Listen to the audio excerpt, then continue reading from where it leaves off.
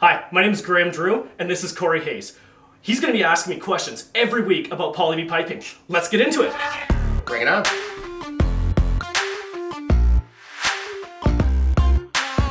Hi, I'm Graham Drew, expert plumber with Rheem Piping.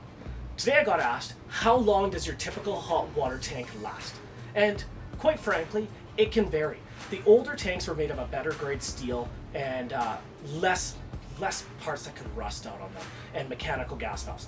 The old style tanks pre-1990 used to last between 20 and 30 years. The new tanks are typically designed to last between 8 to 10 years, depending on your water in the municipality. We find that the Rheems and the Bradford Whites typically give you the longest life expectancy of, most of our Rheems are going for about 10 to 12 years. Additionally, you can buy extended warranty packages on these tanks. Now, if you're looking at replacing your hot water tank now or in the future, definitely give a company like Rheem Piping a shout out.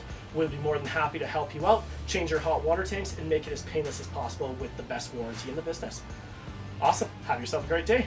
Hey Graham, thanks for answering this week's question on Poly B. Stay tuned for next week's question or leave us a comment below and we'll create another video answer.